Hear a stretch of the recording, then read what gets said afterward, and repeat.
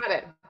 There we go. All right, we'll start again and welcome everyone. I was just saying, man, time is flying by. I feel like we do this every other day almost because it feels like Tuesday every day. And I just want to say, I have to comment about this weather. It is, I don't ever recall in October, like, or September or in October, it's going to be 29 degrees with the humidity. I'll take it. I'll take it. Look at you sitting in a tank top. It's October and it's in Canada. I'm in short sleeves and shorts. Love it. Mhm. So let's talk about fasting today. It seems to be a question that I get asked all the time. Mhm. It's on all the social media platforms. Every professional, health professional, period, but with menopause as well, is talking about it. And there's just so much out there. Mm. So why don't we maybe try to calm everyone down about it and just give sort of a higher level and some tips for people to get started if they want to, because it it can be simple, but there's a whole lot to it. Mhm. And I love this because I've learned so much. It's made such a difference for my health journey. And it's really opened my mind to what I used to think it was. And I don't know about you, Nicole, but I used to think it was for a lot of people did it for religious reasons.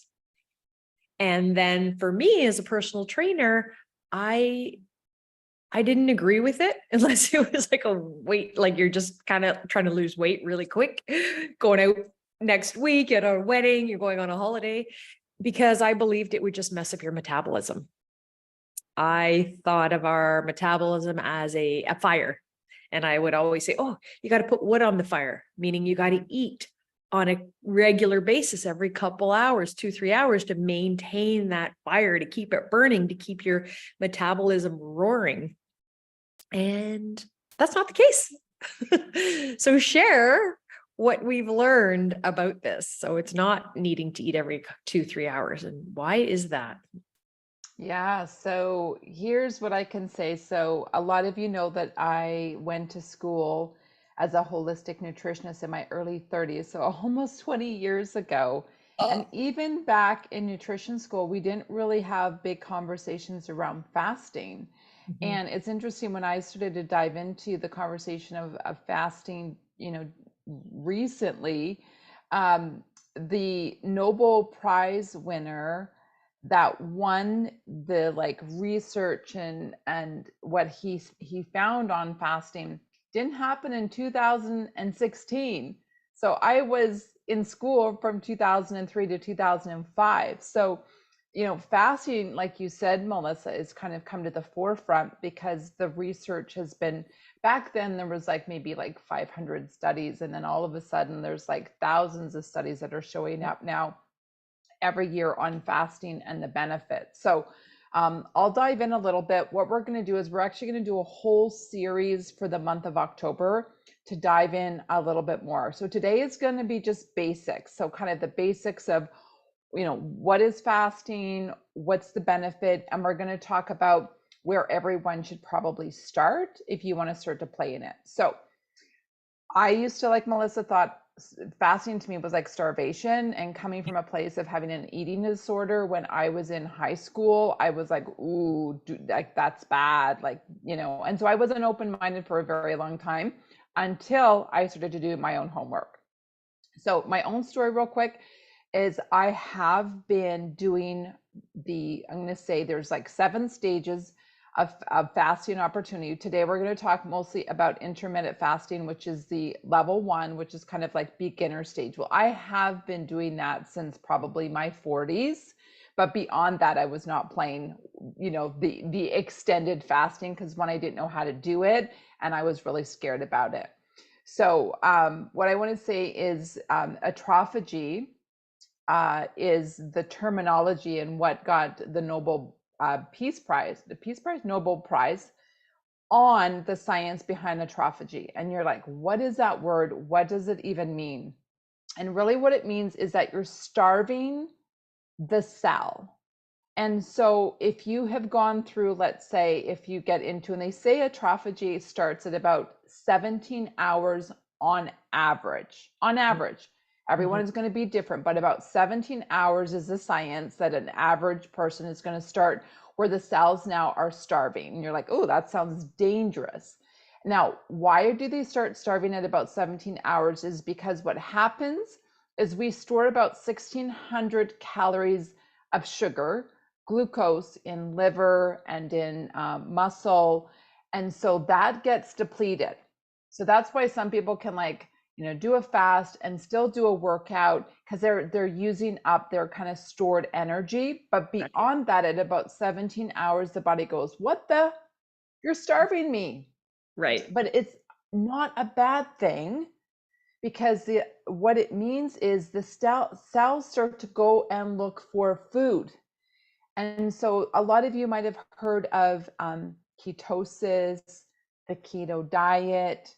Is what ends up happening is a switch happens in our body, and we go from a sugar burning machine to a fat burning machine. And what happens is our body will start to signal the liver to make ketones.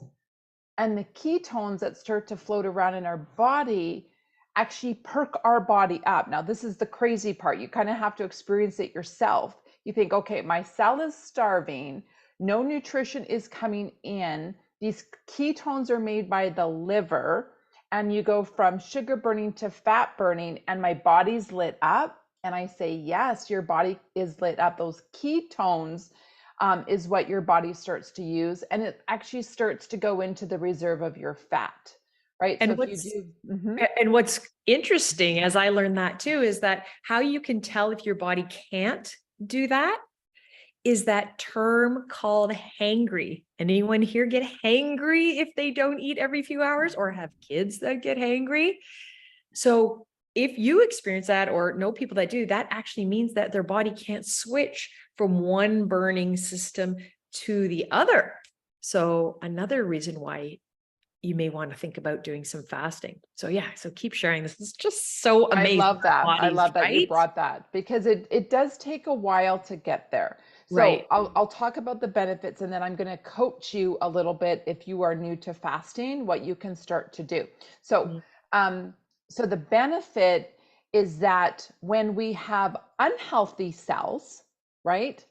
Our healthy cells are literally going in to destroy and get rid of. So I think of autophagy is cleaning out the house, cleaning out the cells that are not serving you. So there's a lot of research on, like, if you are really fighting disease, and let's say we'll throw the word out, cancer, a lot of research on starving the cells Mm. to even deal with starving the cancer cells, right? Right. So, yeah, so that's a very fascinating. We won't go into too much about it, but there's a lot of benefits. So, but one of the things that I can say for beginners, beginners need to start off slow. This isn't something that we want you to jump into, but typically when you hear intermittent fasting, you can hear it anywhere between kind of a 12-hour to about a 16-hour is where intermittent fasting comes in. So that would be you stop eating around 6 or 7, and then pushing your breakfast out to a certain point, and pushing yourself so that you can get to that 16-hour and feel good. Now, it didn't take me overnight to just magically get to that place. It took a while of practice of pushing the breakfast out. So if you're used to, like, oh my gosh, I get up, I have my warm beverage, and I have my toast, or I have my whatever, you're going to start off slow, right? Because your body needs practice. So the practice is take a week, and if you're at 12 hours, push yourself to maybe week 1 to pushing your breakfast out by 1 hour, so you get to 13, and play in that for about a week and see how you feel. And then you can go into, like, the next week and push it out another hour and maybe go to 14 hours, and then Right. do the same the following week to 15, until maybe on week 4 or 5 you can actually get to a place of 16 hours and Right. There's see no it. Like, rush. there's There's no no rush. rush. No. Take time that you need. I find people get overwhelmed because, oh my gosh, okay, I'm going to do this and I'm going to do all these things. And I'm like, just relax. First of all, why, excuse me, why do you want to do fasting? If this is resonating with you and maybe people are thinking, I've been thinking about this and I've been hearing a lot about it, tune into why do you want to do this? And that will give you the motivation to do this and maybe even stick with it when you're first starting. You're like, oh, I'm kind of hungry. I want to eat now, but I said I'd wait an extra hour or something. So just ease into it, no rush. I love that. Great advice.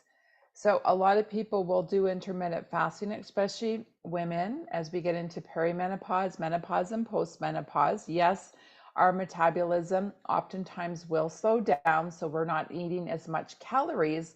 So, a lot of women find that having 2 meals a day, depending on how active they are, that they So can important. push till about noon and have their first meal around that 11 to 12, and then wait 5 hours and then have your dinner.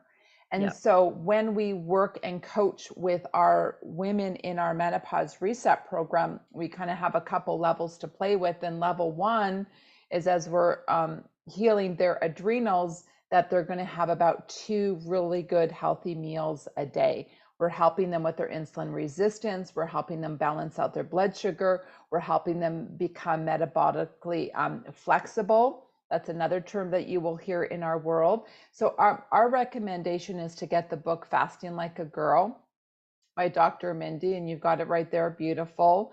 Lots of, And it's like a Bible. You yeah. just don't read it once. You go back, you refer to it. And what I love about it is it gives you so much, especially if you have your period, it gives you a program to be feasting or fasting based on your cycle. And this is new information. And I did not know this information 8 years ago. I didn't even know it a year ago. So this is stuff that I'm Well, so grateful. Yeah. all the fasting research was done on men. And as a result, women that were following those guidelines got some results at the beginning, but then they got some negative results like hair falling out and terrible mood swings and all that. Because guess what? We are not little men. We are a mass of hormones. So we have to fast differently, very differently. And that's why I love her book, because it's about fasting like a girl. There's different things we need to be focusing on at different times based on our goals. So yeah, if you've done fasting before and you're listening to us thinking, you guys are crazy, I had a terrible experience, keep listening and stay tuned, because we're going to share a lot more details. And get that book, Fasting Like a Girl. I'll show you guys again, by Dr. Mindy Pelz. So good. Absolutely. Yeah. So I'm actually, I realized I almost had like a smoothie mustache here because I'm actually just breaking my fast. It's 11:45.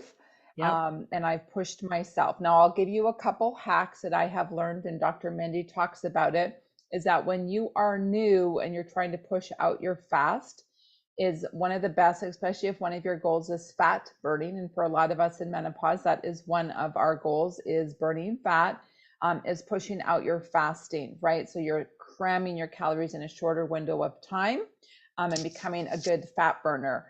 And so is adding fat to your coffee, so like a cream or a MCT oil, which is fractionated coconut oil, and you can get it in powder form and you can put it in. And that extra little bit of fat will help push out, keep you a little bit fuller. You can also do teas. And another favorite trick and hack is electrolytes, is getting an electrolyte and putting it in your water and having that and pushing it out. And so all we encourage on this first video and first part of fasting today is beginner fasting. Play around with it, intermittent fasting, 12 to 16. We would love to hear from you, love to hear your comments below. We are live streaming it right now in the Menopause Sisterhood with Nicole and Melissa.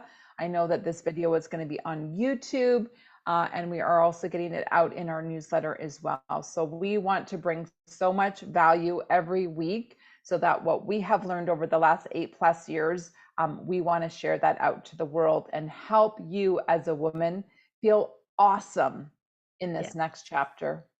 Exactly. It's an exciting journey. And that's why we're going to spend all month talking about fasting, because it's not just simply don't eat between these hours. There's so much more to it. What should you be eating between those hours? What should you be eating to break your fast? What if your goals are fat loss? What if it's muscle building? If you have your period, if you don't, and on and on and on. So we're going to dive into lots of this. So stay tuned. It's going to be so good. And you're going to feel so good. Awesome. Thank you so much for following us on social. You can follow me, Nicole Marine Scott, on Instagram, and Melissa, your handle. Melissa Ann Hyde. And we are always putting out content on Instagram. You can always join us in the Menopause Sisterhood on Facebook. And we actually have our Mexico trip coming up, which we're so excited about, March 30th, 2024. We have a few spots left where you can come down to Mexico and be with like-minded women to work on mind, body, soul, spirit, and really come together as a sisterhood. So we're pretty excited. Can't wait. Thanks, everyone. Have a great day.